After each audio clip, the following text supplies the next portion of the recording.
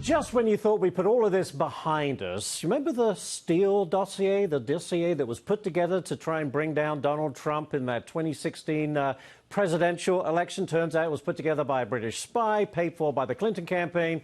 Well, there's more news, and who better to ask about it is Mary Anastasia O'Grady, who's been all over the Steele dossier and brings us up to speed with new FBI documents. Well, first of all, let's be clear. This was opposition research. Yes, of course. Yeah. But the question was always, how did this opposition research become the basis of a Department of Justice investigation into Donald Trump?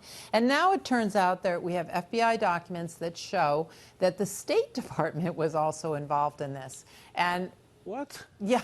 How? So the State Department, you know, of course, Russia is a foreign country, and the State Department, you know, keeps an eye on our relationships with these countries. And Victoria Nuland, they say, was aware of, you know, this document, and you know, may have been involved in getting it to the Justice Department, and the Justice Department, of course, asked the FBI to investigate. So, you know, what's a pretty convoluted way to get well, there. What's troubling about it is you're not supposed to use, you know, bureaucrats in the State Department to basically you know, advance your political interests, and that's what seems like a conflict of interest. And when Senator Burr asked Victoria Nuland about whether or not she had any role in this briefing, where Mr. Steele visited the State Department,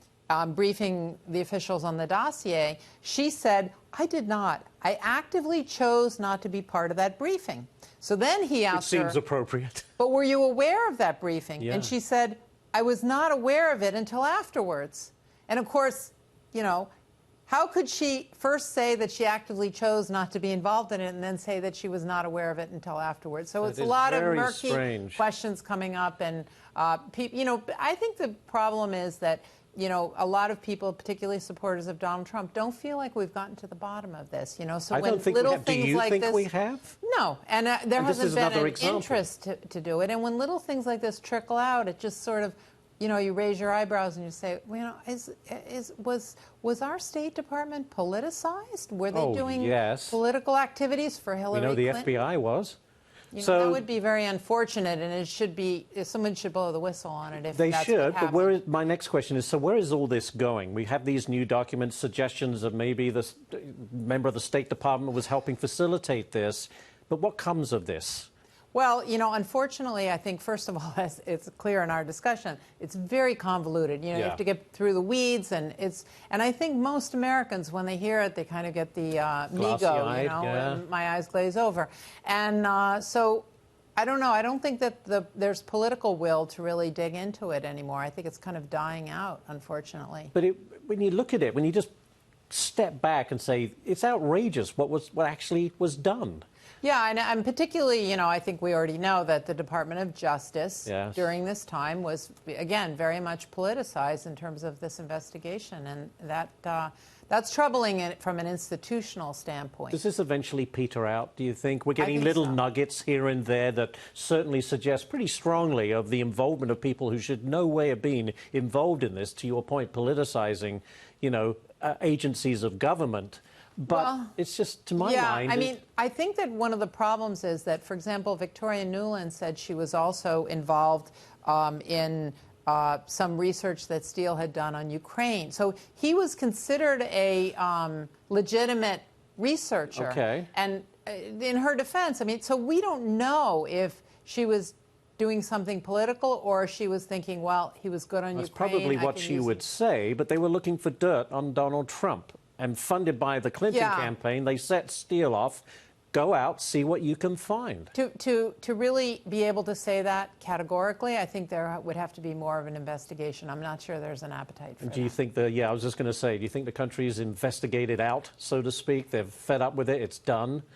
Like I said, I think when people hear about it now, they just sort of start to, you know, lose interest. By the way, while you're here, you're also an expert on many things, but also we talked to you a lot about what's going on in Venezuela. And I saw this, I think it was either today or yesterday, where the Venezuelans and the Russians have come to this agreement where each other's warships can go into each other's ports. I'm thinking, first reaction was, Venezuela has a warship? I mean, I'm surprised they haven't sold them by now. They have them just because they're so desperate. But it certainly speaks to the in lockstep agreement they have with Russia. And Maduro lives on. Yeah, and Venezuela is an occupied country. You know, all these Democrats and people on the left say, oh, we can't have any colonialism in the developing world. Well, Venezuela is an occupied country. It's occupied by Cuba, Russia, Iran, and China. Well, and that story that was so hot for so long because we thought Maduro was going to be ousted, he's still sitting in the palace, sitting pretty. Yeah, I'm not sure that there won't be, I mean, I think there'll be change there in terms of him. I'm not sure there'll be regime change. That's the tougher nut to crack. We'll see. Mary, thank you so much. Covering all sorts of topics here, today. yes. Appreciate it. Thank you so much.